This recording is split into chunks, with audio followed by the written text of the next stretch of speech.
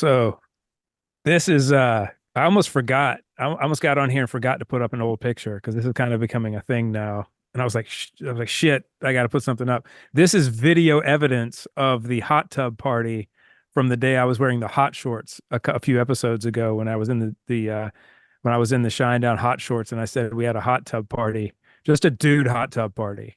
Who's the other And guy in the hat? that's Bear. That was Barry's drum tech at the time. Bear, who was Barry's tech for a while, and now he owns a music store in Rogers, Arkansas called Palmer Music Company.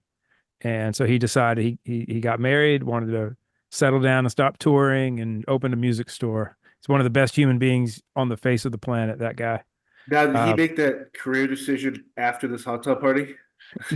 no. The hot tub party was right in the middle. It was in the thick of Oh, things, all right. man. Yeah, We just, like I said, we just finished. This was the writing sessions for, or no, sorry, the recording sessions uh, for Amarillis is what this was. that's awesome. So, so yeah, there you go. Video evidence. Look at Barry's just a G. He's over there on the phone, like, closing deals or something. Yeah, he's taking out points here and there. What's the he actually aged really well. I mean, you guys all Yeah, have, but Barry's like a vampire. Barry doesn't like if Barry shaved his beard off, he would look the same that he looked then. It's weird, Like, right?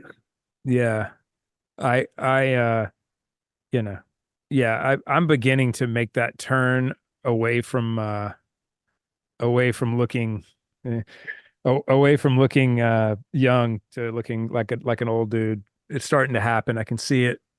It's right here, man. I'm starting to like these things are getting super dark and they won't go away. And I got this little thing starting to come down here on the chin, It's like, Yeah, oh, you want to try to hang on to your youth. Well, we're not going to let that happen. It's not happening. Uh I yeah, so that's great. anyway, That's great, um dude. Wow, yeah. you're wearing a logo on your shirt? Yeah, this is just it just has words on a shirt. Oh, okay. That's all it says. Well, I got up this morning and I look I don't know what part of my package this is, what part of my the Eric Bass package that came down from heaven whenever it happened.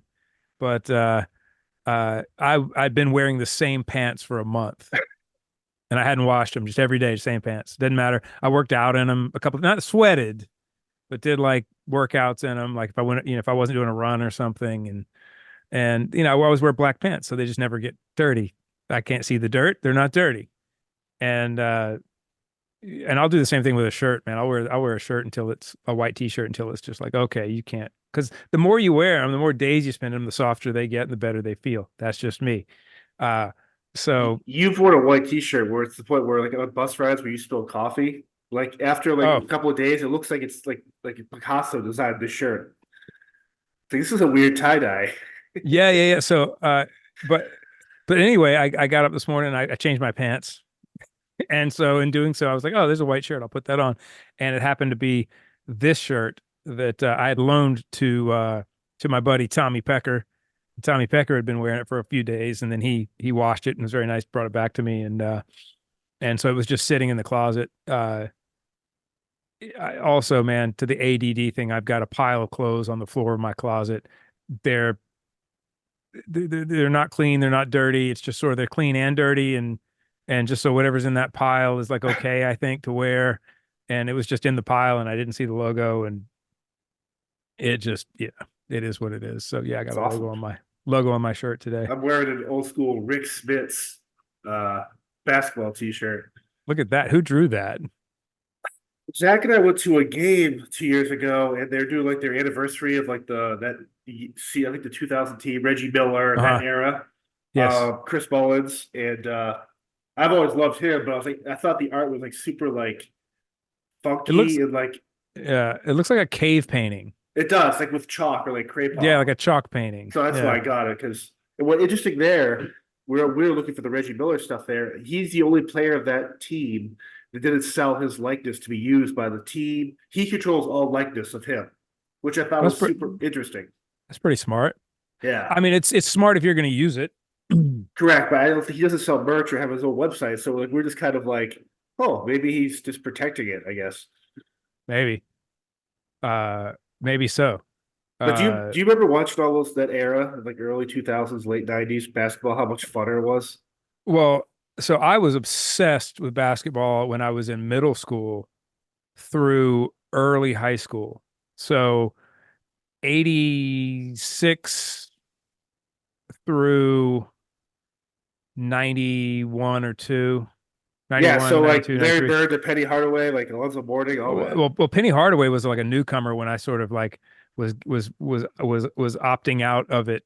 Uh, Larry Bird, Magic Johnson, Dr. J still played when I first got into it, Yeah, Uh, uh, that legendary Lakers Celtics time, Robert Parrish, yeah, yeah. Kevin Danny Ainge, McHale. Yep, Kevin McHale, uh, uh, Bill Walton, right? Wasn't he part of yep, that? yep. Uh, and then the Bulls, of course, the Pistons, the bad boys, Isaiah Thomas and all of that.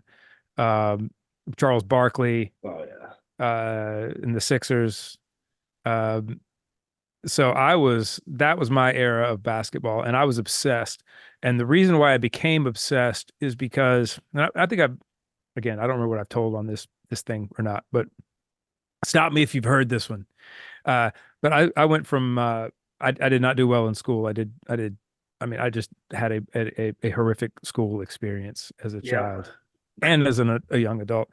Um, and so uh, so my parents thought that they had me in private school for a time just to see if like that would help, and it didn't help. So I went to public school in sixth grade. I transferred to public school, and also at the same time that this was going on, I was obsessed with skateboarding too. I was like way to Tony Hawk and Caballero and the Bones Brigade and all of that stuff. So that was like kind of where like that middle school into high school into early high school thing for me was basketball and skateboards. Um, but uh, anyway, uh, sorry, I lost my train of thought. Oh yeah, basketball. So in school, so my parents transferred me to a public school. It was the first time I'd gone to public school, and when I got there, dude, I was like mercilessly picked on. Like new kid, I was not cool at all. Like I was, sort of Rain Manish a little bit. Like I didn't talk a lot. Uh, I tried to make friends. I did make some friends, but the interesting thing to me was that uh, all the black kids played basketball during recess. All the white kids did whatever white kids do, all sorts of different stuff. But all the black kids congregated at the basketball courts, and it was a big, full size basketball court with a goal at each end, and then you know two other goals that you could play that were you could play half court games or whatever uh, off to the side. And I don't know why I gravitated over there, but I realized something that uh, uh, that the black kids didn't bully each other. Like they would pick at each other. There were certain dudes that they would laugh at or whatever, but there was no bullying. Like when it came down to it, everybody had everybody else's back. And I was just I don't know, that just it felt super safe, and they were always really nice to me. Yeah, Like always super nice to me. Uh and so I started playing basketball, and I wasn't great at it. I was okay. Uh but I played basketball every day, during recess, and I became obsessed with basketball. And uh so yeah, man, that was like a huge time for me, like very formative time with basketball. I hadn't really discovered guitar yet. I was about to, right? But I hadn't really figured that out yet. So I was just, sort of trying to find myself and try to find things. And these kids like again, were and honestly, man, it was like once I was friends with them, it was almost like they weren't like watching over me or anything like that, but they were protective in a way, in kind of yeah, kind of a weird way, like a weird way, in a unspoken way. They were protective. And so there were a couple of moments where a couple of a couple of kids that liked to bully me and pick on me did so, and one or two of these dudes kind of not stepped in like a Hollywood movie kind of way, but were just like, you know, Yeah, sort of diffused the situation, right? yeah, Um, and so, man, I kept those friendships, man, all the way through high school, all the way through high school. Uh, Charleston is uh, I don't know how unique it is, but there is really the ratio of whites and blacks is pretty equal, you know? yep, So like when I was in high school, I think my high school was actually evenly split, maybe a little more skewed toward the African American side, and middle school was probably about the same. So but man, it's interesting just how like everybody here got along. yeah, There wasn't like racial tension or anything like that. There just didn't I didn't grow up with that. Like, we didn't now I'm not saying there wasn't racism going on behind the scenes that I didn't see as a kid or something. Again, I was young, but when it came to like us as a school or, you know, there really weren't that many issues. There were gang issues in high school. There were a couple of gangs in West Ashley, which is the part of Charleston I lived in. And there were there was the DC posse that lived in a place called the neighborhood they called Dodge City, so that was what DC was. And then there was the Knights that lived in a place called the Forest because it's called West Oak Forest. So there was always kind of this thing going butting on. Like, heads. no, and not gun stuff, but like definitely like graffiti, like out, like this was our territory, this is your territory, and there was that kind of stuff going on. But my high school was mainly DC posse, right? And look, I knew nothing about the politics of it. I still don't. Uh, it's interesting. Every once in a while, I'll roll through Dodge City down that. I don't forget what that neighborhood's actually called, but I'll roll through there every once in a while, and it looks the same. There's still sort of that vibe there. Uh, but uh, but yeah, that led to hanging out. Sort of there was this cross section area between the neighborhoods where the black kids lived and the white kids lived, and there was it's still there, this apartment complex called Ashley Oaks.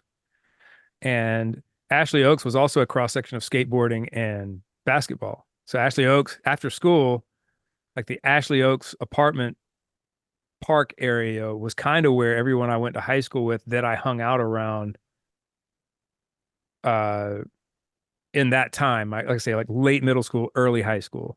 Right. Uh Everybody hung out in Ashley Oaks. And there were a couple of skateboard ramps there, and there was basketball courts. The difference was, there always is that there's kind of a difference. I don't know if anyone else ever felt this sort of like during school, the people you talk to and kind of what the relationships are there and the dynamics are. And then after school, those dynamics can be a little different, like outside of the school setting. So when I would go to Ashley Oaks, the basketball thing was a little more scary because there was not only the kids that I went to high school with, but then there were these other kids that I didn't Yeah, know. And they seemed like very um hard. They were very hard, and it was like I don't know who you are. I was just leery of them, right? But like my friends I went to high school with, like, oh man, they're fine. They're not going to do anything. Uh, so I tended to kind of hang out around the skateboard part of that area more. Um, but yeah, man, and I still see people that I ran into a guy named John Campbell who I went to high school and middle school with, and he was with his mom. I saw him in a Lowe's parking lot. I hadn't seen him in years, man. Last time I saw him, we were skateboarding together, and it was just great to see him. Uh, a good buddy of mine who owns Holy City Tattoo, which is here, great tattoo artist named Jason Eisenberg. He was a friend of mine during that time, still is a great friend of mine. Um, and he skateboarded there, and he didn't play basketball, he skateboarded. Uh, but again, man, it's like it was just sort of nobody gave a shit about who anybody was or what skin color you were or what ethnicity you were. Like there just wasn't that. That didn't exist. And you're talking about a place, by the way, where the Civil War began. So like this is a place that is that if you listen to historians or you listen to people in media talk now, they're like the Deep South is just rooted in racism and it's blah blah blah. Right. But none of them have been here and none of them have lived here. And and I'm not saying that there aren't those people. There obviously are, but those people exist everywhere, uh, all over the country because you and I've been all over the country and we've Yes. seen things like that all over the country. Of But course. look, but to my point, it was playing basketball and skateboarding on a typical day, man, were you know all the people that like all of my friends who are black, like Kevin Geddes and Julian Grant and Fernando. I remember, man, Fernando was such a great basketball player, dude. He ended up going on to play to become a pretty good college player as well. Uh, and then people like Jason Tucker, who was he was an exchange student from the Philippines, It's and awesome. he loved basketball. He'd be out there playing, and then you go over to Ashley Oak's apartment after school, and you've got all of those same characters, and then some. And like I say, my boy Jason Eisenberg, who's Jewish, and he's out there skateboarding, and it's just I don't know, man. It was a really cool time. I know that I jumped off of basketball to that, but to make some social commentary about the place I grew up. But I don't know if it's still like that here or not with the new generation. I don't know if the new generation is not as feral as we were. Like there was no like my mom wasn't pleased that I would go over to Ashley Oak's apartments. In fact, at some point I wasn't allowed to go because it was kind of, look, there were shootings there Yeah, of course. and stuff happened. I mean, it was I think Ashley Oak still is or was at one time like Section 8 housing, parts of it, not all of it, just parts of it. Uh and and so it was economically uh down a bit, right? Some of the people that were there. Um but I always found myself just more comfortable in their presence than with other people, and I don't know why. I guess it goes back to that middle school thing where it was like there is again, people would laugh at each other, but they wouldn't bully each other. There wasn't this sense of I'm better than you. It was, oh, you got the off-brand tennis shoes on. I'm going to giggle at you about that for a second. I'm going to make fun of you about it, or your hair looks stupid. That's how I got the nickname Alf. My nickname in middle school was Alf. That's what they called me on the basketball court, and it was like because I kind of look like Alf, man. If you to be honest with you, like I can see it. I'm like, okay, well, yeah, you kind Yeah. of got me Eat there. cats. Yep. Right. But the thing is I didn't take that as no one was picking at me about that and laughing at me about it until I got into a state. It became this badge of honor. It was like, oh, I got a nickname, and they all called me that. Like I guarantee you that I say none of them, a lot of them don't know what my real name is. Didn't know what my real name is. And if you found him today and you started talking to him about, and if you said Eric, some people wouldn't know. But uh but if you said Alf, they might remember that, right? And it was like this badge of honor of like I was accepted, in a way. And I don't know, man. So basketball, that era of basketball to me, and I know I'm biased, man, but like it was the turning point from that Bill Russell. Well, I know Dr. J started the trend, right? Started the trend of turning basketball away from this sort of uh you know uh what's the right term? Very organized way of playing. It still is, but like, five people in a box passing the Yeah. ball to each Gotcha. other. Yeah. This, keep away and then shoot kind of thing. Dr. J started turning into a spectacle, but then people like Magic and of course Jordan really like Spud Webb, Oh Dominique yeah. Wilkins, all of these people took it and elevated the game and changed the game. Literally, like when you hear people say it changed the game, they literally changed the game. The game became something different. And basketball prior to that generation was something else. The basketball after that generation is what you see today, the highlight show, you Well, it's know. like everything today is like tied to like sneaker sales, jersey sales. It's bigger than the actual But game itself. and that's what's I was in that generation that started it. I had Right. Dr. J Converse. After that, I had the Magic Johnson Converse that were I mean, the purple, yellow, white Converse for the Lakers. And then I got, and somewhere, I don't know if that was the next pair I got. So I did. I owned the very first uh air the Jordan ones. Like when those came out, man, I used to skateboard in those and play basketball in those, and I wore them out. I had a couple of different pair, but that first Jordan one with the black, white, and kind of deep red color, um, you know, and that's why when people say to me, like people get in that debate about is LeBron better than Jordan, is like it's comical, man. Yeah. It's a comical comparison. I understand that people want their generation guy to Yeah. be the person, but it's comical. Like it's you know what gives it away is the fact that LeBron James said, "I'm the greatest."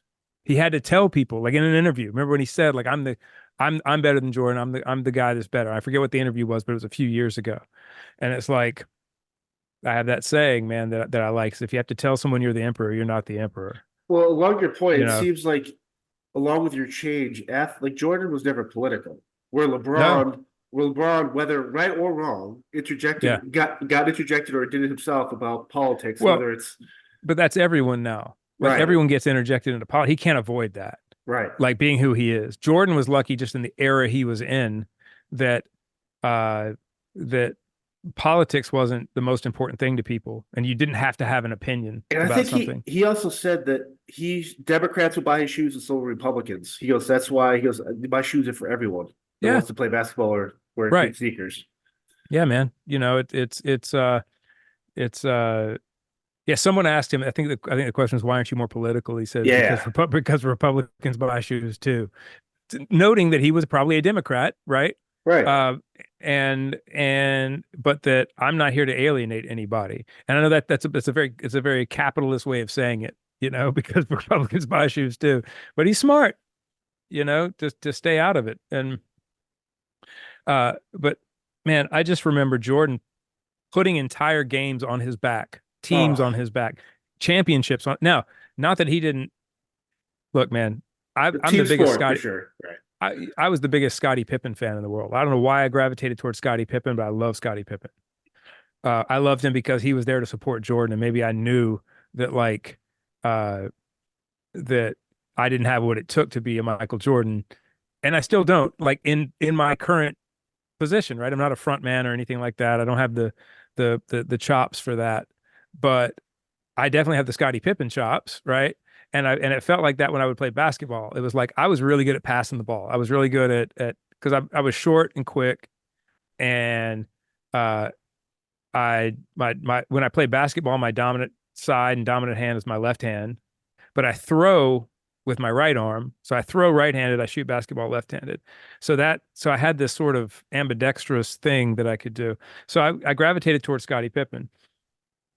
Back to what I was saying though is, you know, Jordan gets all this credit for putting things, for winning games, but he had a great team around him. I mean, Rodman and Kerr and Grant, Horace Grant and Pippen and I'm forgetting. I'm forgetting. I can see faces, but I'm forgetting names. Uh, but using those gentlemen around him, Jordan was able to take over a game and take over a championship and will it into happening. And he was ruthless. And LeBron has won some championships, but he's not ruthless. When LeBron had a team with talent where not everyone was a star, right? Because on those Bulls teams, it's like it's easy to look back now, but at the time, not all those people were stars. They were just a good team that was put together. Uh, that one Cleveland championship he won, I can give him that. But how many other playoff games and playoff runs, Well, did he not pull through? Did he shrink in the moment? Did he miss all the shots? That's not the greatest player to ever play the game. no, You might be the richest player to ever play the game. Don't confuse the two, right? And I think that gets confused now when this younger generation doesn't have. And I know I sound old, man, but you know, uh, look, in golf, it's the is Jack Nicklaus or Tiger Woods the best? Because people look back at uh yeah, I got you there. but here's the thing. Statistically, Tiger Woods is the best golfer to ever play the game. And I haven't looked at LeBron's stats. So I can't talk stats about breaking down numbers. So I don't know how he compares to Jordan in numbers. But I do know how he compares to Jordan in uh big moments. And he didn't rise to the occasion in big moments. Uh, Tiger Woods is my generation guy for golf, right? He just came out of nowhere and not out of Awesome. nowhere, but just dominated the sport in a way no one has ever dominated it, Correct. right? But Jack Nicklaus has more major tournament wins, and if you're just going by championships, right, and by big moments like that, and pulling through in big moments, not in everyday games, which uh, by way of comparison, Woods is superior to, and the intimidation factor of Woods is superior to Jack Nicklaus. But uh, Nicklaus has 18 majors. Yep. Tiger Woods has 15 majors now. I think 15, I so. think. Yeah. Yeah. Uh, so will he get three more? I'd love to think so, man, but I It'd don't be I don't know. awesome. But I don't yeah. think I don't think he will. Well, He might who? get he could win one more Masters or something. But I guess my point being is like I want Tiger Woods to be the best because he was my generation. Right. And this but at the end of the day, if the stat is rising to the occasion in big moments, Jack Nicklaus rose to the occasion in big moments with technology that was far Well, gear and everything, yeah, yeah, training. far less superior and yeah, and training and all this stuff, right? None of that stuff was a thing. You smoke cigarettes and you hit a balata ball, which is this soft golf ball around with these steel shafted irons that were just, forged blades of metal. And now you've got all this technology and stuff, right? And I know the technology now is way better than it was when Tiger was playing for sure, but when Tiger played in the early 2000s, I mean, the technology was leaps and bounds past what Jack Nicklaus was playing with. So, uh, I would have to say that Nicklaus is the best golfer by way of rising in big moments. He's the better golfer. So that's just my way of saying that, like me saying that Jordan is better than LeBron has nothing to do with generational stuff. I take a lot of pride in knowing that I saw the greatest basketball player of all time play Right. all the time. Like I got to watch, and In real time. Yeah. I'm pissed off that I didn't watch more games. You know, uh, but Yeah, I watched all the Wizard games too because I was so enthralled with the idea of this legendary player coming back and just risking legacy. And yeah, yeah. And the thing is, at the time, I felt like he was risking legacy, and it appeared he was because he didn't. his numbers those last 2 years were astronomical. Yeah. So, but still, even though like you want to see him come back and win Yeah, of course. you know play the whole game, and he didn't have the stamina to play full games and all of this stuff, but that did not hurt his legacy at all. I mean, It you was you actually look kind at of the what to yeah go back to like the golf thing. When I look at someone like John Daly, I picture him. He could play in any era. I think that's why I like him so much because there's like no like well, John Daly, what makes John Daly great is John Daly is not caught up in the mental part of golf, which is the downfall for anyone who gets started in golf. Most people who can't play well, even professionals that have problems, it's all here. It's not in your swing. I mean, it can be, but that stuff's easy to fix.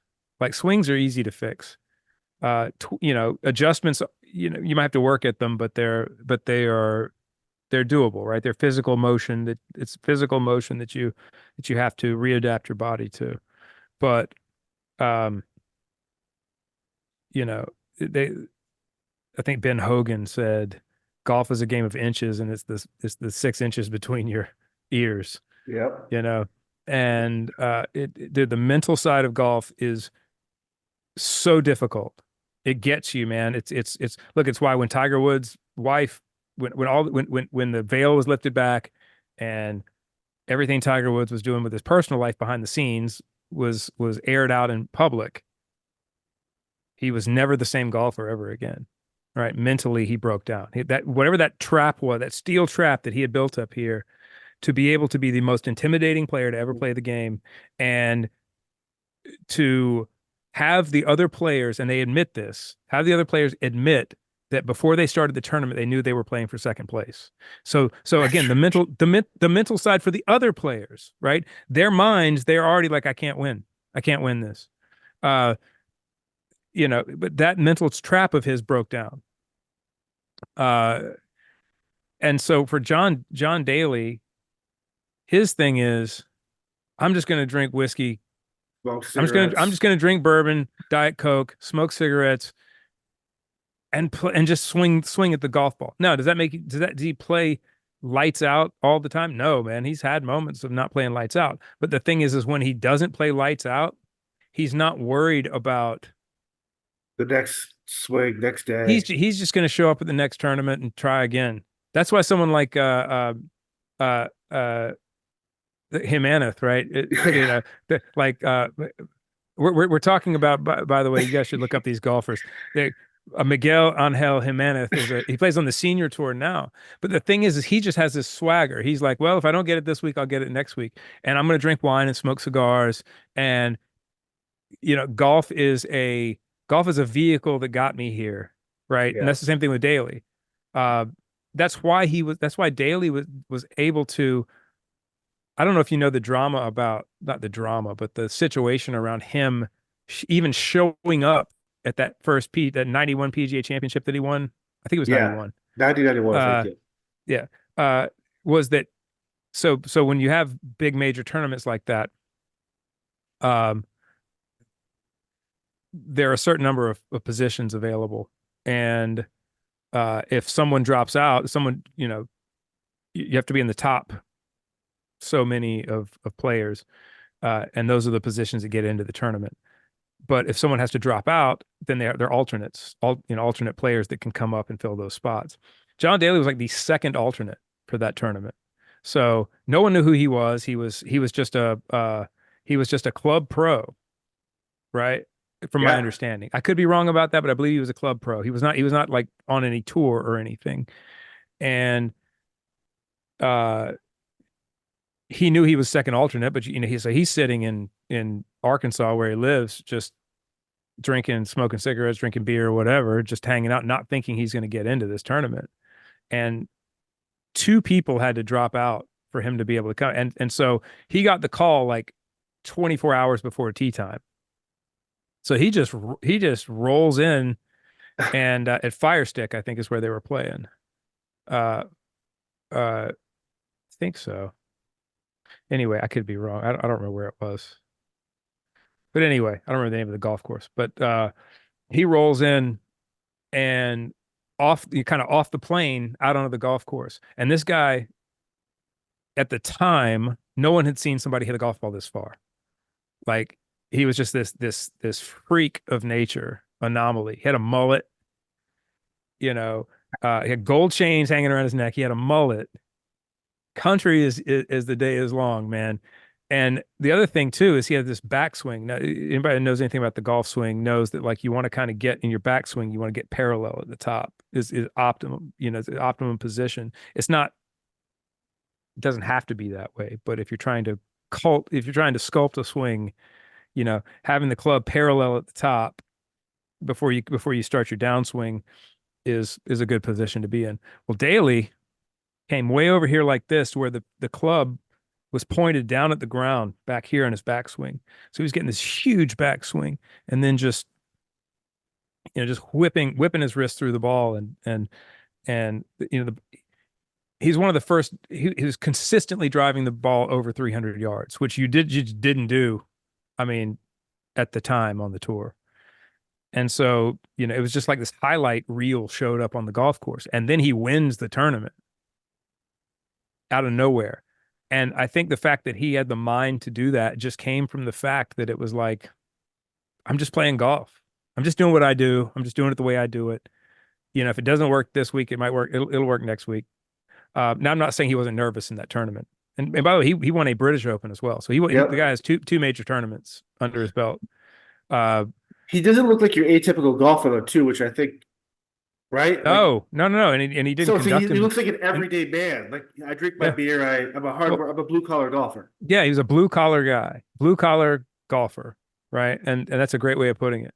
Uh, and so, you're in this sport where, people are sipping martinis with their pinky fingers out, that kind of thing. And here's this dude, he shows up and he's just like, Yeah, he might where's not the have shoes on. Yeah. where's the beer? Where's the whiskey? He's smoking cigarettes on the golf course, at the time, which, some other golfers had done it in the past, like Arnold Palmer and people like that. But, that had kind of fallen out of favor.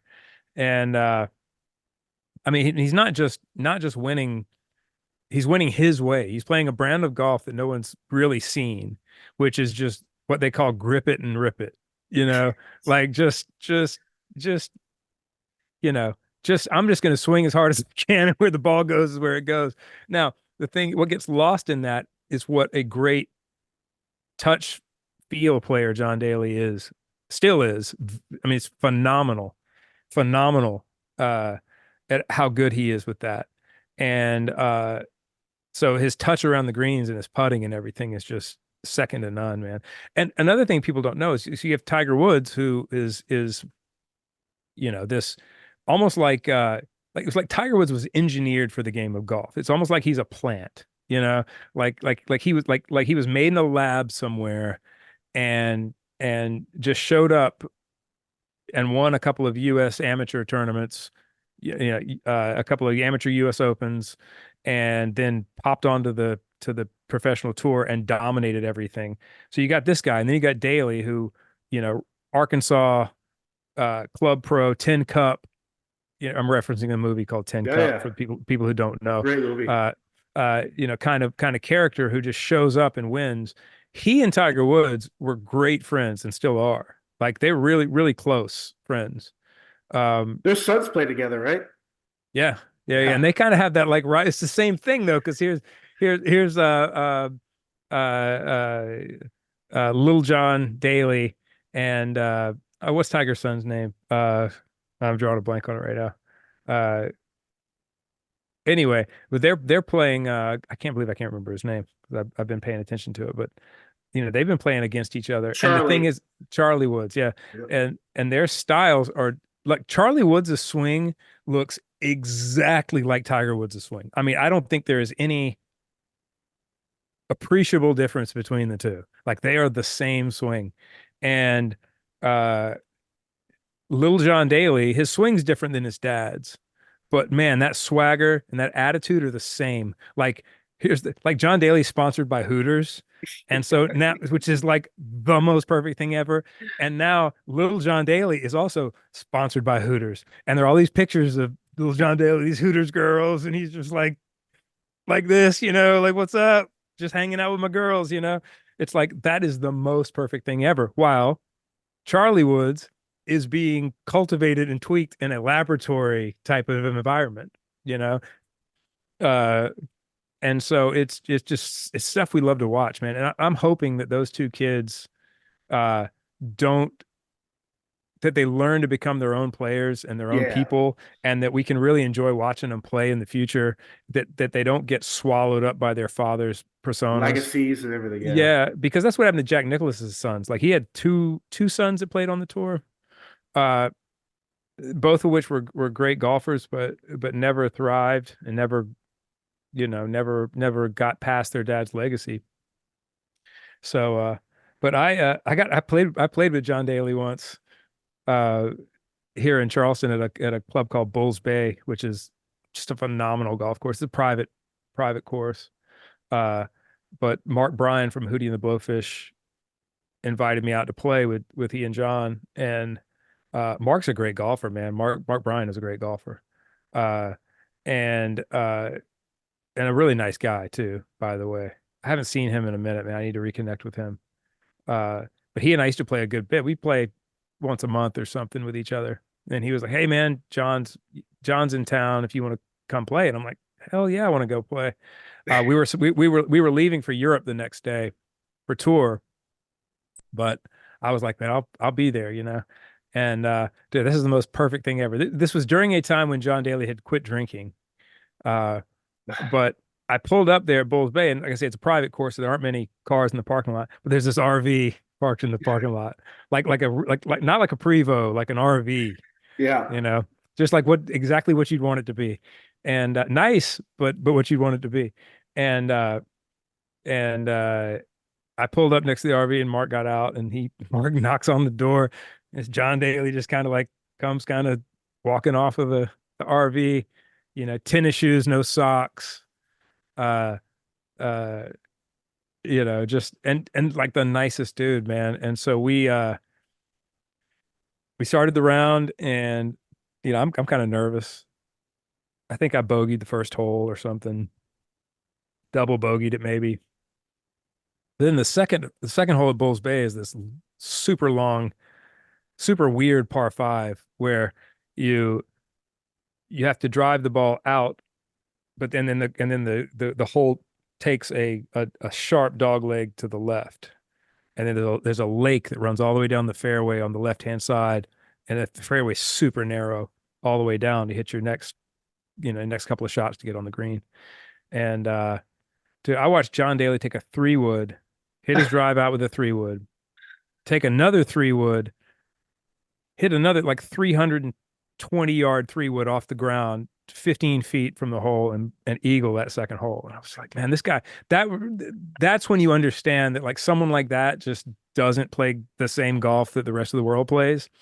Uh, you know, and it was just something else to see, man. But he was super nice and super gracious. Anyway, we get to the turn, which is, you know, you finish 9 holes, you're going to go on and play the second 9.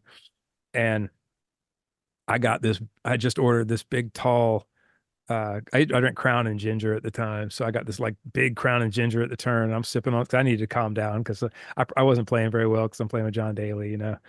Not that who cares, right? Like at the end of the day, Correct. like what was he going to be like super impressed by the bass Right. player from Shinedown's golf game, you know? Oh wow, dude, you know, like I don't know what I expected.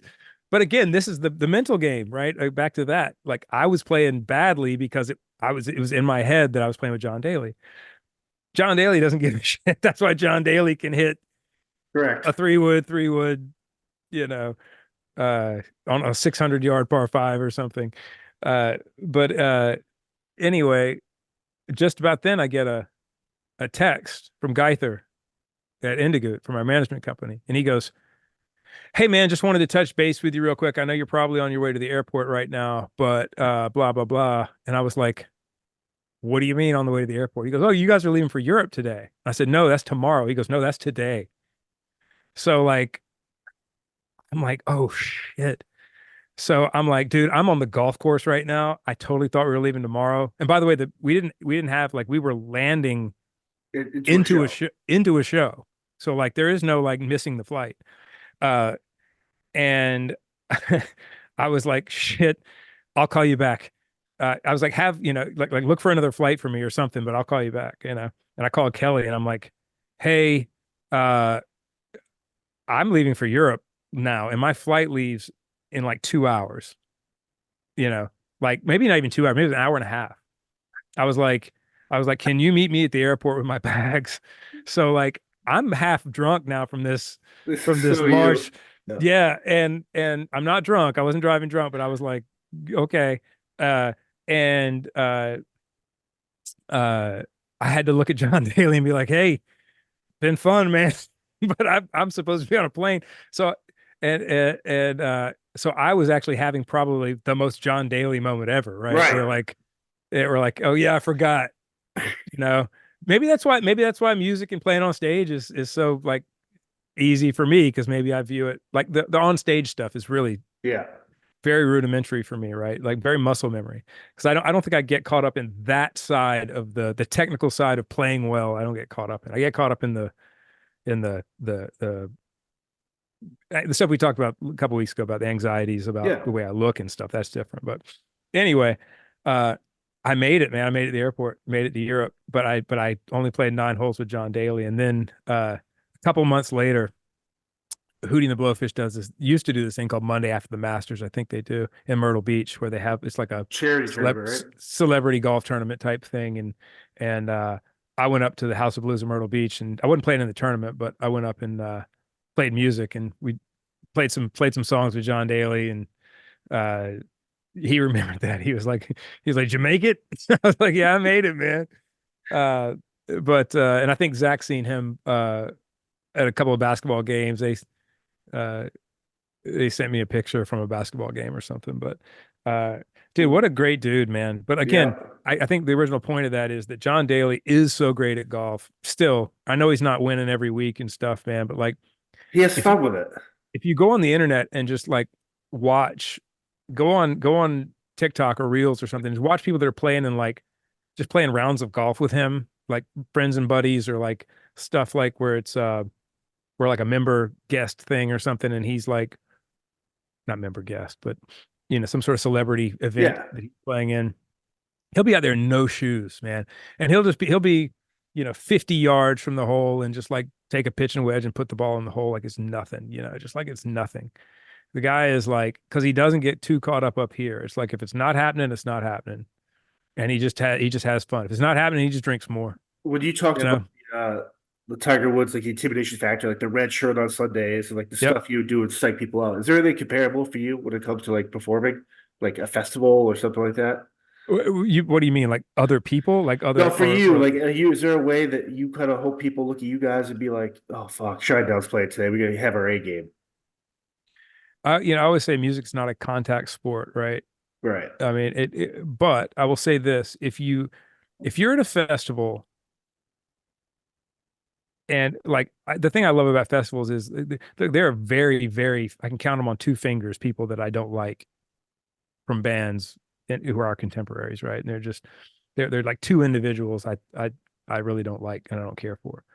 Um, uh, Everyone else I'm always happy to see, and they're happy. Hopefully, they're happy to see me. I don't Right. know. I don't know. Maybe they're They not. hate Maybe you. Right. maybe they're like, yeah, there's that dude. That's the one person I don't like, and it's that Eric Bass guy, right? Uh, but um, uh, but if you don't get on stage with a sense of I am going to level Yeah. everyone, then and I don't know that's just such a macho dude way to think about it. And I don't mean that like I actually feel bad saying that, but it's you get on stage, you want to bring your A game to the stage. You want your buddies that are watching you on the sides to be like, fuck, now I got to go on Yeah. after that, or fuck, man, we just went on and they're slaying it out here. Uh, that's what you want, man. You want to feel that Well, you stage, guys would always joke talk about like when you tour with Seven Dust or like Papa Roach, like how tough it is to play after dude. them. Well, there's so many bands that are tough to play. Look, you take any of the big, I don't know how many numbers there are. I used to say big four, big five, whatever it Yeah. is. I guess I could say big five rock bands out there right now, and I will put us in that category because I think we belong there. But us, Five Finger, Papa Roach, uh, Disturbed, Yep. Avenged, um, and there are other bands coming up every day, man. Yeah, of course. Other great bands coming up every day. Asking, Yeah. is like that. Um, but because they're always, and I know I'm forgetting a lot of people, man. But look, any of your top tier Chevelle, any of your top tier bands, there is an intimidation factor. Like you don't sleep on any of those bands. Like that. But when you're on tour with them, when you're on tour with someone like Papa Roach, the fact that Papa Roach and Shinedown are such different bands, and Disturbed and Shinedown are such different bands, and Five Finger and Shinedown are different bands, right? Um, you know, I tend to think that we probably have a few more mid-tempo songs than a lot of those bands have, like you know, like If You Only Knew, or How Did You Loves, or Second Chance, you know, like those songs that are kind of Yeah. mid-tempo. They're not super aggressive and they're not super slow. So our set lists a lot of the time get up, you know, have those sort of mid-tempo songs. And so as a dude, you get caught up in the fact that, like, you know, we're not as heavy and we're not as energetic, because Papa Roach is going to go on stage and just level everything. They're just going to go on stage and just Yeah, of course. mow the crowd back, and now we have to go on after that. And but we always tell ourselves, just be the band we are. You know, you're here for a reason. And that's the thing. That's the biggest mental thing for me, that is comforting when you talk about just the mindset of going on stage and something like that, is no, these people are here because they want to hear your songs too, you know, or you know, they are here because of Shinedown. And so you carry that with you on stage, and it's like, you know, it's hard to, like I said, I think that's just a dude way of thinking. It's like, you know, bigger, stronger, faster, better, you know. And Right. it's like, hey man, we've got a lot of songs that aren't fast and heavy that are really great songs. um but yeah, man, there is that mindset of, I think there have been a couple of moments, man, where the moment gets the better of me, right? I'm so, I me personally, not our band, because like I can have a shit night and the band has a great night. uh you know, we're always bigger than the sum of our parts. Like some of the shows that I've come off stage where I'm like, man, I totally just absolutely ruined that show. And they're like, what do you mean? I had a great show. I thought we did well. And then the fans are like, Yeah. this was the best thing I've ever seen. And I'm just like, okay. Because there's certain there are certain stages and situations where you get on stage and you can feel like you're drowning up there. Like you can feel like you're in quicksand. We talk about quicksand, where it's just like I can't get my footing at all. Like I might not look like it. I'm acting like everything's fine because that's my job. But internally, and the mechanisms aren't, the synapses aren't firing properly. I'm missing notes here or there. I'm not as on point as I'm used to being. So you have those nights like that. And if I'm honest, those nights come for me from, look at who's in the wings watching, like at a big festival. I think there was a festival we did. It was kind of a one-off show too. I don't think it was part of I don't think we were out. It wasn't a one-off, but we weren't out for long. We were only out for like two or three shows or something. But it was that festival that Slipknot headlined, and we closed one stage, and the Slipknot went on after After it us. was Aftershock Yeah, yeah. last year. And dude, so some of my favorite bands were on that bill, and Mastodon being one of them, right? Like I'm a giant Mastodon fan. I really just admire that band uh for who they are as musicians, man, and for what they do sonically. They're just interesting to me. Like No, everything they that do was musically. louder than life. Louder than Louder Than life. Life. Because Okay. they're in our compound. Lamb of God and Yeah, Mastodon. yeah. And Clutch was on that bill. One Yeah. you know, Yeah. and so I, not to mention a bunch of others, man. Like, yeah, Lamb of God was on that show. And so like I look up to these bands, and again, those are heavier bands, right? Much And heavier. they've gone on before us, and I love heavy music. I love metal. Like I good like really good metal. I love like Gojira and Yeah. Lamb of God and Mastodon. Mastodon's more progressive than metal, but like, and Clutch isn't metal, but Clutch is just Clutch, and they're heavy and they're badass. Um, so you know, here, you know, now I'm going to go on stage and we're going to play some of these mid-tempo songs, and like I just want to bash around the stage, you know, and like show everybody how hard I am. And I get done, or I get on stage and I look in the wings, and there are these people that I respect, who we normally don't share the same air. Normally we're not on these same shows together, right? um and here they are on the sides watching us play, and it got the best of me, man. Like I didn't act like it was a bad show for me, but it was not a great show. And I got off stage just feeling like a fraud. I was just like, oh man, I just totally, like, they heard every single bad note I sang. They heard every bad note I played. And I got off stage, man, and Troy from Mastodon, who I'd never met up to that point, comes over and he's like, man, I really enjoyed that set, dude. That was really great. And like he and I had the best conversation for we probably talked for 15 minutes, 20 minutes, and it was cool, man. I got to tell him how much I appreciated what he does Yeah. because like dude, as far as like heavy metal singers goes, That Troy whole band's amazing. Troy from Mastodon might have, and obviously might, I think he does have the best voice in metal. Like that guy opens his mouth up and it's just like a truck comes out of it. And I'm just like, holy shit, man.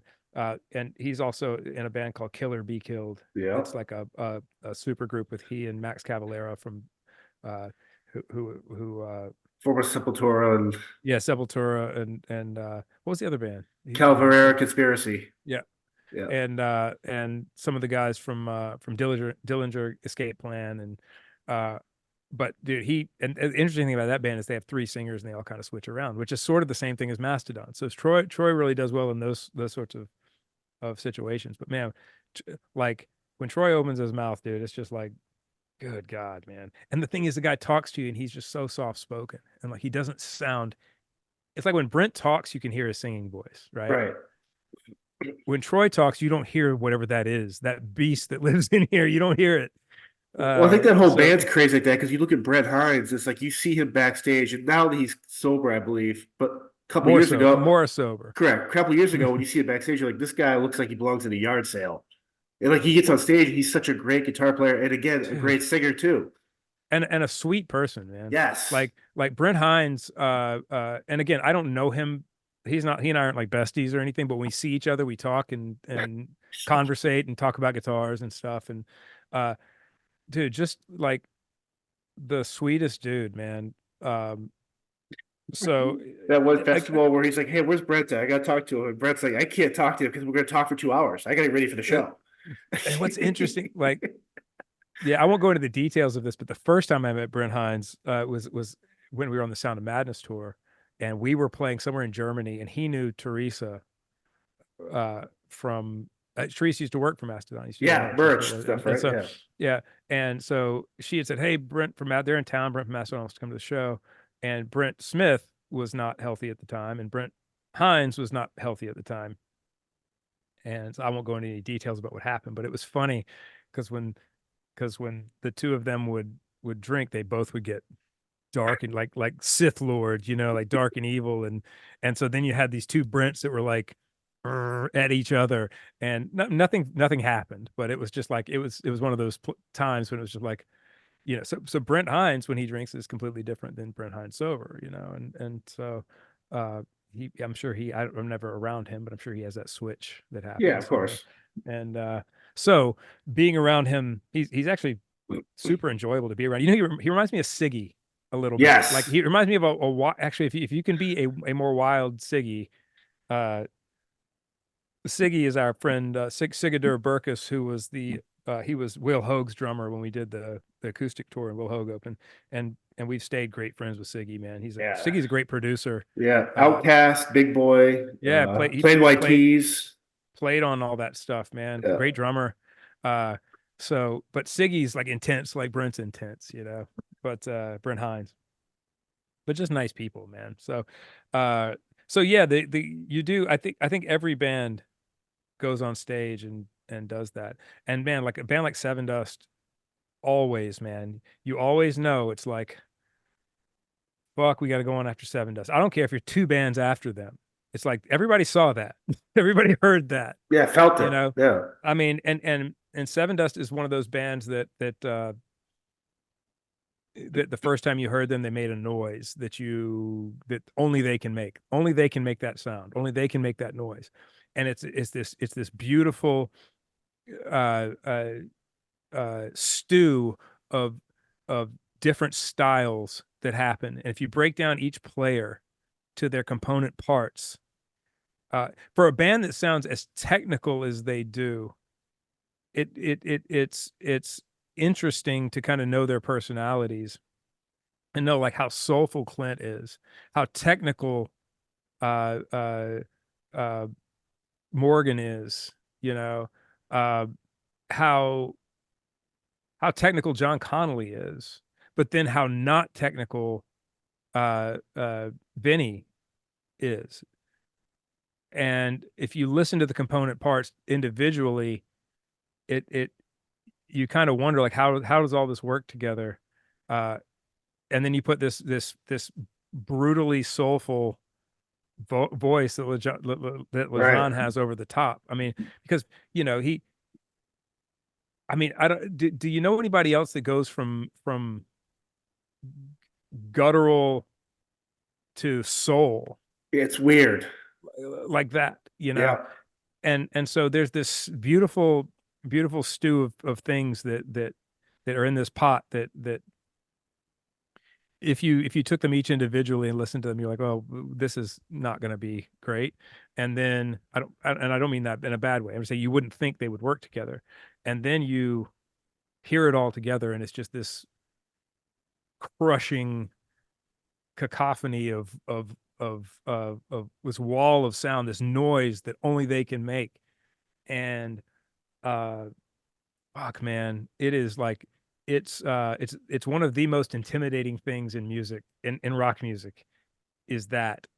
And Chevelle's another one, man, for a three piece that man, it's just like what Pete does, and I know that there are a lot of component parts there too, but his guitar tone and his voice, whatever's happening there, and the way that those two brothers, that Sam the drummer and Pete, Yep. uh, and I mean at one point their third brother, and I forget his name. He was Dean, right? Was it Dean original, or? yeah, Dean was originally in the band. Now he Yep. and then their brother-in-law played in the Yes. band, and now I think it's their cousin is in the band, maybe. I think so, Uh, yeah. but the link between Sam and Pete, they don't play to a click track, right? That band doesn't play to a metronome all night. Like we play to a metronome all night long. Barry and I do. We play to a click track like this, and it's great. It works for he and I. We can really like it causes us to slow down in moments we need to slow down, and it pulls us along in moments where we need to be pulled along. Uh, and Barry and I have just learned how to. I think it comes from being a studio guy too. I love playing to a click. Uh, because I can kind of play around it. But Chevelle does not do that. And the push and pull that Pete and Sam have with each other, if you listen to them live, like a song like Red, like the Red, uh, when that chorus hits, so lay down, when that down hits, they drag that live. So lay down, and it's like, fuck, man. But they don't have to look at each other. They're just locked on it. And that band makes a noise. That band makes a noise that only they can make. Uh, and I'd like to think Shinedown makes a noise that only Shinedown can make too. But it's when I'm thinking about, Well, how difficult is it to be? I mean, because someone like Chevelle, and I don't know them at all. I've seen them perform in festivals, you guys and stuff, yeah, but I've always thought that band is so much better live than in the studio. And there's also mm. been bands where they sound great in the studio recording, but live I'm kind of like, oh, they're bored because they don't move around. It's like, how tough is it to be kind of like great live, great studio? I think there's two separate things. Like, uh, Like, what's more I, important, do you think, ultimately I for an artist? for, well, it depends on the artist. For someone like myself, it's more important to play a show and give a show and Gotcha. move and look and Feel it, and see it. yeah, I mean, no, people aren't there to listen to the record. They're there Gotcha. to see you do something. You want it to sound great, but I'm willing to give up playing every note exactly as I did on the record and um give up some technical prowess and uh uh give up some musical ability to be more theatrical and to move more and give a show. And that's how our whole band is. We're maybe not live, we're not playing meticulously at all. Like, I mean, we're not playing shitty either, but Right. like we're giving some things up for the show. Um, but then there are other bands. You look like a Dream Theater, and they are there to play every note, and they're gonna sit there and they're gonna stand there and play every note. Like Animals as Leaders is another one. Yeah. Like great band. I mean, like mind-blowingly good musicians. I will never even breathe that air Yeah. ever, right? But they're gonna stand there and play because their audience is there for the notes. Yeah. Our audience isn't there for the notes. Our audience is there for an experience and to feel something. Uh, and that might be why, again, I think Chevelle sounds great on record and live. It is two different things. By definition, that band is bound to their instruments. They are Right. Pete. Pete has to be on a microphone. I don't know the new bass player's name. I apologize. I don't think we've played with them since he's been in the band, so I haven't met him. But he can move around. I don't know if he does, but Sam's bound to a drum kit. And so uh but they are giving you something else that you're not getting on a record live. Again, with what I was talking about. Like uh they are moving you in a different way. My problem is I don't like going to live shows where I'm not moved in a different way Gotcha. than I am when I listen to a record. I want to be, that's what, look, Brent talks a lot to the audience. I love that. And I think the audience loves that. There's some people that show up and they're like, why does this dude talk so much? You know, it's just what we do. We're there to bring a message of unity Yeah. and, It's a and full experience. human, we I would like to think that we're bringing the human experience to the stage. We're giving you something more than what happens when you listen to the records. The message is in the music and you can listen to that, but um, we are here to bring you something else besides what you're expecting. And for me, that's all the great live bands do that.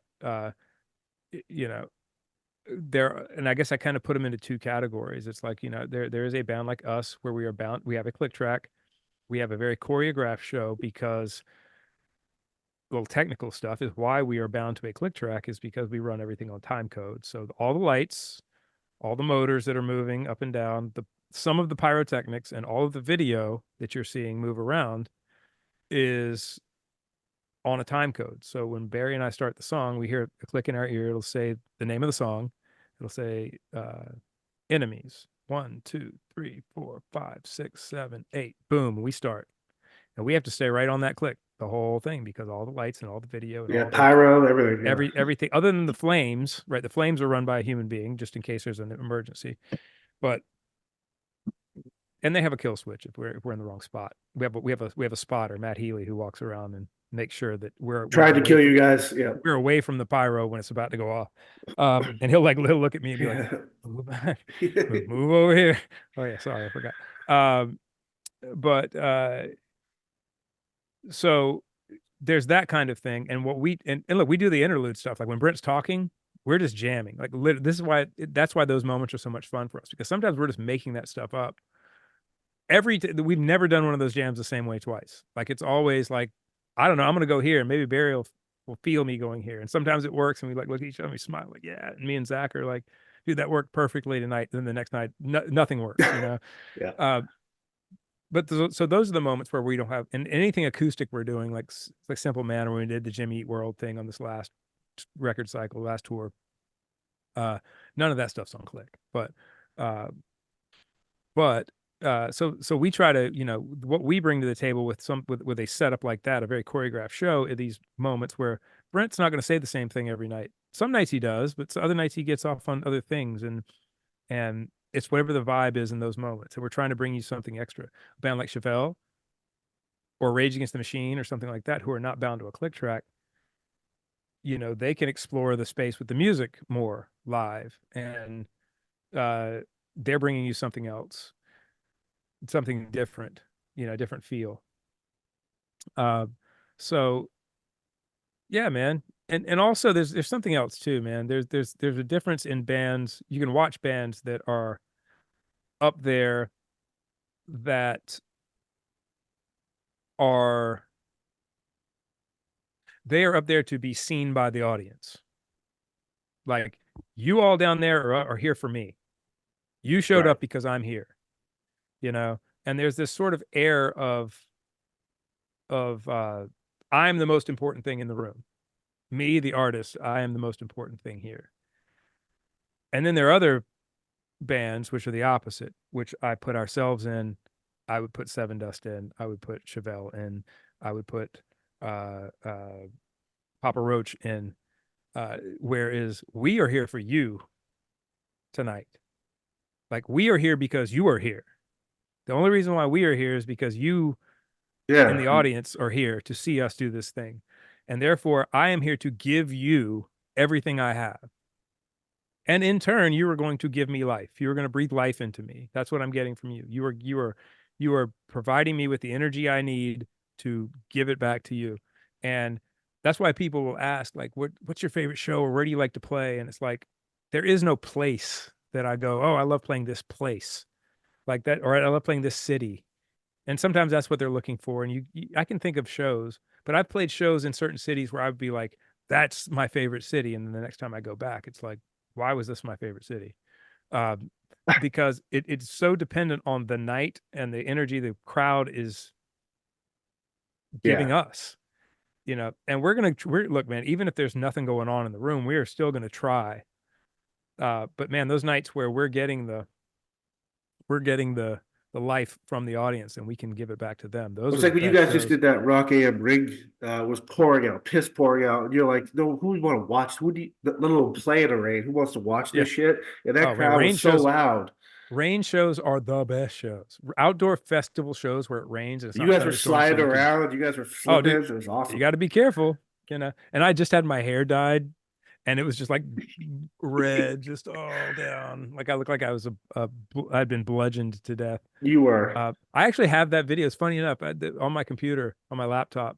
I found that video from that show, the broadcast that we got, and I was showing Rob Pryor, my artist friend out in LA. I was showing him his apprentices that show, and I Yeah. was like, man, that was so much fun, man. That Well, was it's a so crazy great. when you look at some of those German festivals. Like you guys have played where Hitler spoke in the Nuremberg Ring and like all these crazy places. So it's like for you, if you could play in like any historical venue with like a historical backdrop, whether it's the Coliseum or uh, there's that little stage in front of Mount Rushmore. Like, is there places like Yeah. that that you wish you could play? Well, just to clarify, Hitler never spoke at the Nurburgring. Yeah, yeah, not He's yeah. he spoke in Nuremberg, which are two different Nuremberg. things, which is Yes, which is confusing because Rock and Ring is at the Nurburgring racetrack, yes.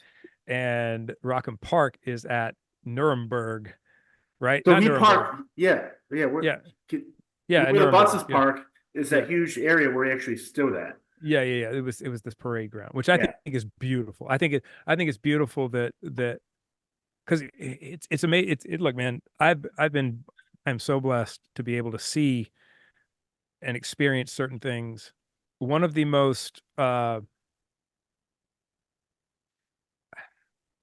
don't know if I have a word to describe the feeling of it, because it was this mixture of trepidation and horror mixed with awe, uh mixed with uh I'm trying to say, it's very hard to articulate it, mixed with um mixed with the feeling of unity and humanity. I Because of playing so the way that Rock and Park is set up, you're on one side at one stage or the other, and depending on which stage you're on, your buses either park in this sort of wooded area off to the side for the B stage, and if you're on the main stage, you park on the side where the building is where Hitler gave some of his most famous speeches. Yeah. And this building, actually, some of you've seen it before in if you watch a lot of History Channel and stuff. I don't know if you do. I do a good bit. But there's that footage of this square, sort of concrete looking building, and it's got a swastika on top with an eagle, and the Americans went in and blew it up, and you see that swastika blow up on top of the building. That's the building, and it was and on the front of that building is a platform where Hitler would walk out on, and that's where you see him giving these speeches at these rallies, is from that platform. And you look out over that area and you see all of these concrete bleachers that are around, and you can see where the sort of parade ground was outlined in the past. That is so to have the ability to stand in that spot, like in that actual spot, and look out over that, that's the first thing you're filled with is horror and the feeling of I mean, I didn't get physically ill or anything like that. That's not what I mean. But you're just kind of, you feel ill. You just don't There's a feel. negative, there's an aura there that's not Yeah. always the best feeling. Well, you know where you're standing, and you know what Yeah, took, and you know what this place was at one point. It was historically, a, yeah. historically, it was a place to whip people up into a Promote frenzy, anti-Semitic. to promote anti-Semitic, worse than that, anti-human Anti-human, yeah. propaganda. And at the time, the person who's giving the speech knows that he has Oh, millions yeah. of people who he's killing and enslaving, and maybe the people don't know that in the time, right? But he's whipping them up into this thing, and they're giving the salute and they're doing the whole thing. So this is where you're standing. You're standing in a spot where this took place. You know what? At the time, what, 70 years prior or something? Which isn't, you think that's a long time. It's not at all a long time. Yeah. 40, 50 years. Yeah. So, um, but then the other side of that is you're standing up there, and while you in your brain you can, because I guess because I've seen the footage looking out over that, right? So you Yeah. kind of know what it's supposed to, what not supposed to look like, what it did look like. But now what you're seeing in that place are festival goers on those grounds, the two stages, and you're All listening to walks of music, life. Yep. all walks of life. People are singing, and this is a bringing together of people for the purpose of enjoying art together. So you're filled with this feeling of satisfaction. I guess Yeah. satisfaction was maybe a better way of putting it, of being there in that spot, looking down over this. I mean, I'm stand like it still astonishes me to think about the fact that, like, my feet are in the exact spot where Hitler's feet were Yeah. doing that, giving those speeches. Uh, and there's still bullet holes all on the side of that building, by the Yeah. way. I remember when we did that, you guys did that show in 2017, we're there, and during enemies, Brett and I go down the middle of the crowd and do like this wall of death, which when you think about back in those 70, 80 years, it was the Nazi party and everyone else, and we're gonna kill or whatever. But Yeah. now when you do that type of wall of death, and for those that don't really know what that is, basically they split the crowd in half and then they kind of go in the middle, usually reserved for metal, punk type shows. And then once we walk back through to start the enemies, it was, you look back at it now and you're kind of like, now that wall of death signifies bringing everyone together, everyone running into each other to create this chaos of like just like love. It was like, it was actually such a Yep. kind of, to your point, very surreal. Yeah, man. And I think it's just a great place to people may, why do it there? That's exactly the reason why you do something like that there, right? Yeah. It's exactly the point. Um, so yeah, man, like just uh it's just crazy to I remember the first, like, because I'm a history guy, but sometimes I forget things about it. And just remember the first time, like, getting off the bus. We pulled in at night. I think the first time we ever played Rock and Ring, or Rock and Park rather, we had an early set time. In fact, we went on after Gojira. So I remember Gojira was on before us on that stage, and I remember hearing Gojira, and I'm like, man, they sound really good. And I think we had to go on at like 12:30 or 1 o'clock in the afternoon or something. 12:30, I think it was, or something super early.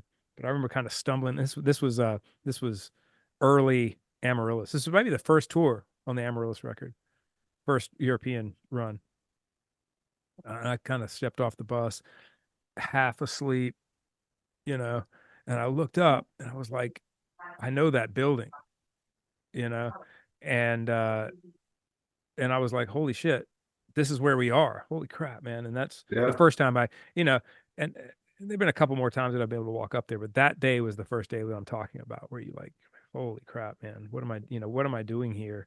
Not what am I doing here, like, because it's evil. What am I doing here? Like, because it's again, I enjoyed seeing what I saw from that place. I Right. enjoyed seeing the mass of people there to be peaceful and to have, like, I love the thought that the thought that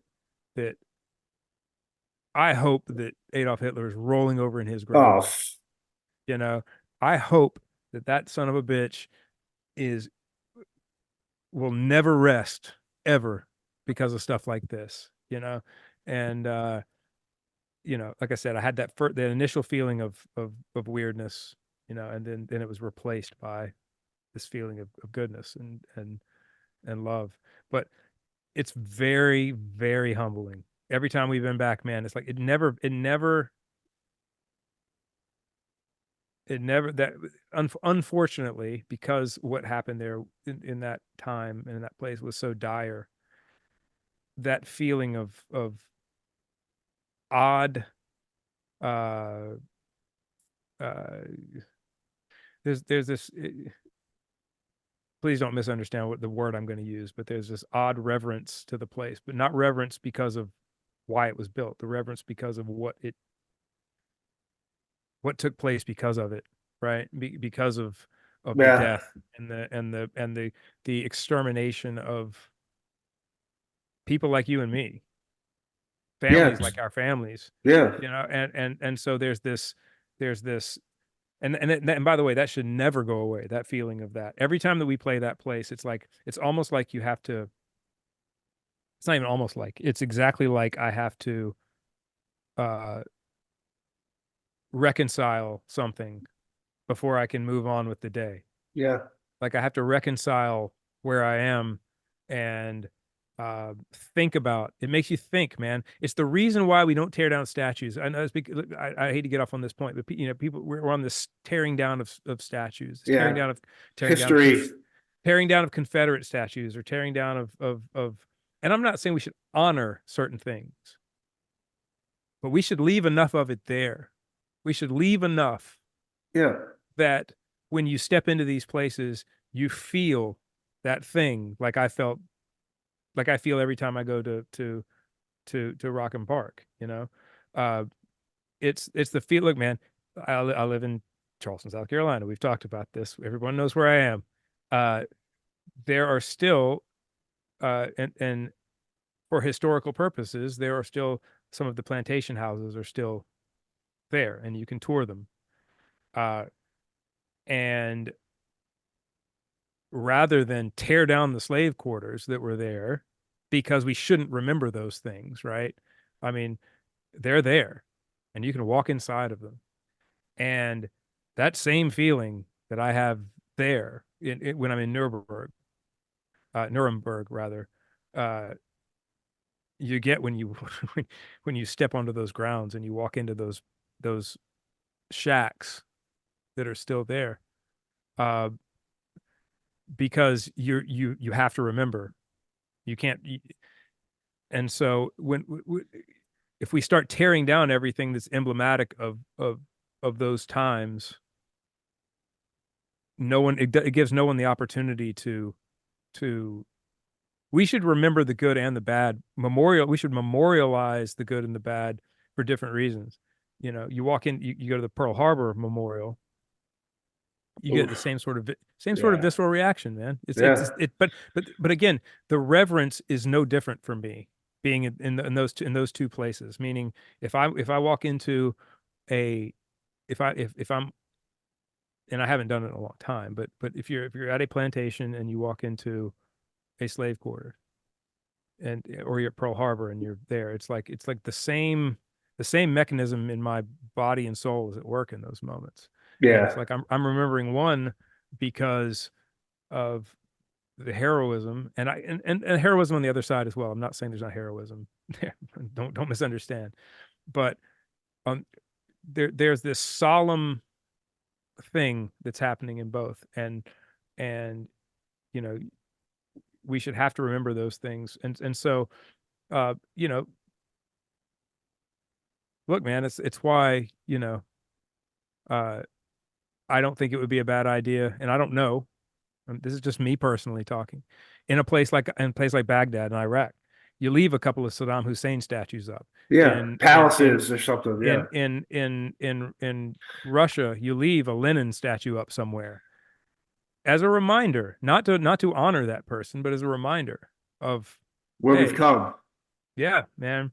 And so when you start tearing down everything that's emblematic of the problem that occurred, people won't remember it, and no one will have the ability to. Then that place just becomes sort of this inert piece of ground that causes people to have no reaction whatsoever. Um, This last summer when I was doing that Motley Crue Def Leppard stuff, we had this show in I think Munich or Berlin, one of the two, where it's one of these areas where like the statues, this is where they burned a lot of books. This is where mm, a lot of the footage you can see now, the black and white of the book burning. And like I think it was Joe Elliott or someone from Def was not laughing, but where it's kind of like it's crazy how you went from burning all these historical books to now here's a band singing "Pour Some Sugar on Me" on the same spot where they were right. burning literature, poems, words they didn't agree with just because they could burn it. And he goes, it's a surreal moment every time. And to kind of what you're saying, it's like to still kind of like here we are now playing these songs and Well, and music. this should be a cautionary tale too to the direction that our leaders, I say that in very heavy air quotes, Yeah, have us going now worldwide is is trying to control people doesn't work out too well for you normally. You might get something for a little while. And I think we're heading into a season, and I'm going to call it a season in our world where there's going to be some pretty heavy control, heavier than we're seeing now. I think we're headed toward a darker time that I might not see the other side of personally. I might be, you know, the next 30, 40 years are probably not going to be very much fun. Uh, but on the other side of that, I see this new generation coming up behind and their kids that are going to rescue the world from that. And it's going to be another one of those situations, man, where um, you know, there are it's not going to work out very well. History, you can only try to control the narrative of history so much. yeah. And I know people say the history is written by the victors, and that's true to an extent. But I look, and I guess maybe I I might be wrong about this. I probably am wrong about some of this, but at least in the 20th century coming into the 21st century, I would like to think that it looks like evil has not prevailed, at least uh as much as it could have in my lifetime. Now, it's not to say that it hasn't and that it won't continue to in Right. some ways, but uh I would just like to think that in the same way what Joe Elliott was talking about, the fact that here where they burned books, now we're going to sing "Pour Some Sugar on Me," um, that that we'll move past that, and or sorry, that whatever's coming down the road for us, we'll be able to move past, and All right. that will happen again. And I mean, look, man, that is the same type of feeling I got as the first time we walked in Red Square in Moscow, right? Because I mean, it sucks so bad now that we're back Yeah. into the state we're in, with relations with that stuff, man. I'm not saying that I'm not picking a side. I'm not saying I'm just saying it sucks that we're back in that place because as a kid that grew up during the Cold War, the end of the Cold War, but I grew up during the Cold War. Russia was this far off like place that Fantasy. Yeah. you weren't allowed to see. It was very much in its own bubble, and you didn't go there, and you weren't going to go there. And um, and then when the Moscow Music Peace Festival happened, I remember that as a kid. And like Cinderella. it was Skid Row, Cinderella, uh, Ozzy, Pantera, not Pantera, no, Pantera wasn't that. Pantera was something else. Skid Row, Faith No More, were they there? Cinderella. No, Cinderella, Skid Row, Motley, Gorky Park, which was the Russian band. Yes. Yeah. Uh, Bon Jovi. Bon Jovi headlined it. But anyway, I saw this. It was a pay-per-view.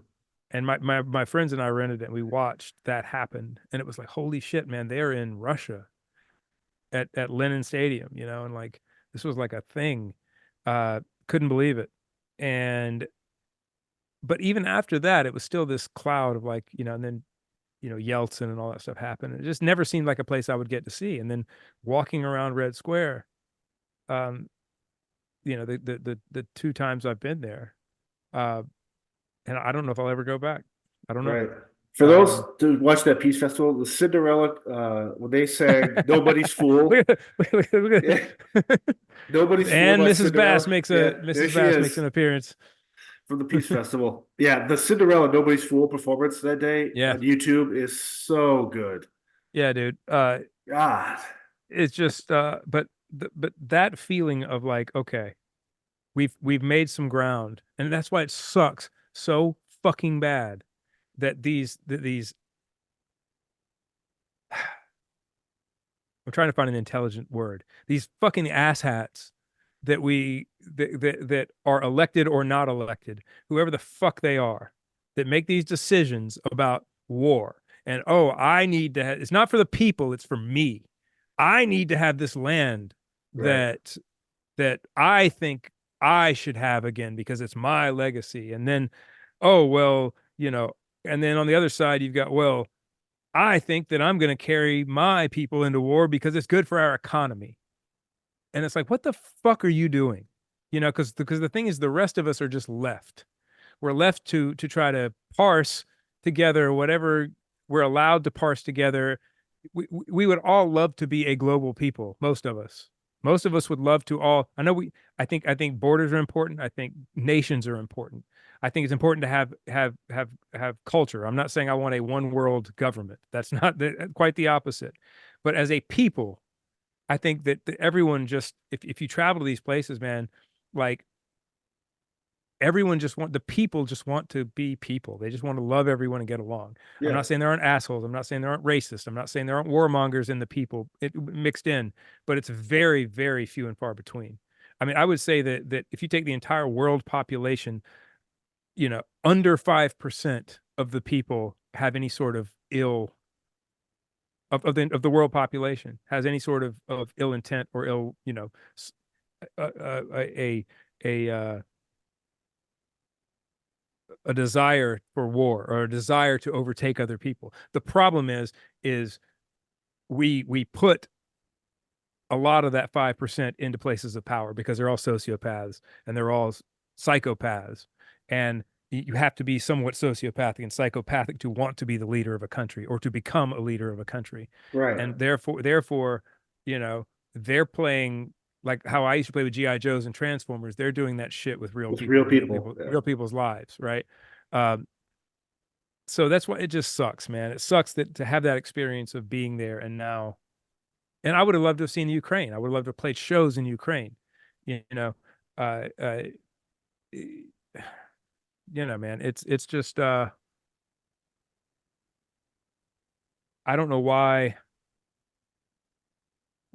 we can't drop our chimpanzee brains about like, oh, you got more food than I have. I need that food, and Yeah. bash you over the head with a club and take it. Because that's all it is that same thing that same chimpanzee mentality. I just don't have it, man. I don't have that thing where I'm willing to screw somebody else over so I can have more. And Right. those moments in my life where I've honestly unintentionally done that. I've had moments where as a record producer, I'll tell you something that I've done that I think is kind of shameful that I still feel as though I owe an apology to these individuals. But I produced a band that was now I was at a different time, by the way, in my career and financially, I was in a kind of in a different place than I am now. But at the time, it wouldn't have hurt me to have done this differently. But I have a producer agreement that I put together for any band that I'm working Yeah. with, and I just sort of a blanket thing. And this band that I was working with, who was a local band here in Charleston, had an issue with what was in that contract. And at the time, I didn't see it that way. I was like, man, this is just what it is. You want to come work here? You want to come work with me? And their attorney was being I have to put it this way. The reason I was getting so worked up about it is because their attorney was a dick, like a fucking dickhead about it. But I ended up producing some songs. It didn't work out. The whole relationship kind of fell apart because of this business stuff, right? Now, when I look back at what that deal was, I was like, dude, you should, looking at myself, I'm like, man, it probably appeared to them like you were just trying to fucking take all of their shit and run with it because I also was letting some business people sort of guide me. Like, no, no, no, this is what it is. And this is the politician thing. So think about the business people that were guiding me are the politicians that are guiding our countries, right? Like, no, no, no, you deserve this. This is your, uh, uh, they just have to pay what you're worth and blah, blah, blah, blah, blah. Well, now that I look back at it, I'm like, why would I not do a band like that a solid? Why would I not help them out when I can? And it's why I've changed my tune with stuff like that. Like, especially my friends' bands and stuff like that. Like, I'll mix for free, I'll produce for free. Like, Right. I don't need, I, so, but it's that chimp brain thing about like, ooh, I gotta have more bananas than the other chimp has, and like, uh, there's never when it comes to world politics, it's never just like, no, I've got enough. Why don't I help someone else out? Yeah. Knowing that, but you have to kind of do that with a watchful eye because, and I'm talking about a utopia that will never exist, by the way. It will never exist. But you have, meaning like everyone feels that way. You always have to have a watchful eye because there is going to be someone who's after what you have, right? But that, but that's not what this is, man. I don't think. I think this is ego stuff, man. Like ego with these leaders. They just, you know, and a human life to these people is nothing. It's Right. nothing. They know people are going to die, and they just don't fucking care. Right. As long as it's not their kids dying or their family members dying or whatever, you know. And in some cases, in the past, you look at someone like Stalin or Lenin. Stalin, he didn't care if it were his kids. He fucking killed his own son. Yep. Had his own son killed. Because he felt like he was going to take too much power from him, or he was going to treat. He felt like he was sneaking in. I don't know if I made any sense with that, but uh, yeah. How do we end up here? How do we end up I don't talking know, about but I this? know we both have to kind of jump off and do some other stuff today. But yeah, we went from John Daly to uh, We have to. It seems like we always have to touch on politics at some point. It's like some point, well, something. well, I think it's Some point. to our point though. I think it's embedded in everything we do, unfortunately, whether right or wrong. So it's kind of like, Yeah. Well, uh, it's so hyper present right now. It's like it's because but of people in mainstream media this. aren't having It's these conversations though, like this, where it's just like asking questions and trying to figure out or saying what should be said. That most leaders are asshats who only have their own interests in their back pocket. yeah. Yeah, man. I don't know. I don't know. I feel like we're as you know we didn't realize. I guess maybe I don't think I look. I didn't realize how good I had it in the '90s and '80s and early 2000s, where I wasn't forced to pay attention to what was going on in the rest of the world all the time. Correct. I'm not saying it was this great time when nothing was happening. We're all peaceful. It wasn't. It was just I didn't have a phone in my pocket that would show me everything that's going on 24/7. And we're not, as human beings, we're not evolved to a place where we're supposed to worry about. And I've had to do this with myself. I can't worry about what's happening around the rest of the world. I can worry about what's happening in my own backyard, in my own life, my own family, because up until 5 minutes ago, that was what human beings worried about. You know, if you had a farm in 1895, you didn't know or care what was going on around the world, half a world away. So you really only had one or two, maybe one or two contentious uh uh um I was gonna say tragic, not tragic things happen, uh you only had one or two things that would occur in your life in a year that were that were that would give you anxiety or would like get you Right. into a state, right? Well, now it's every day.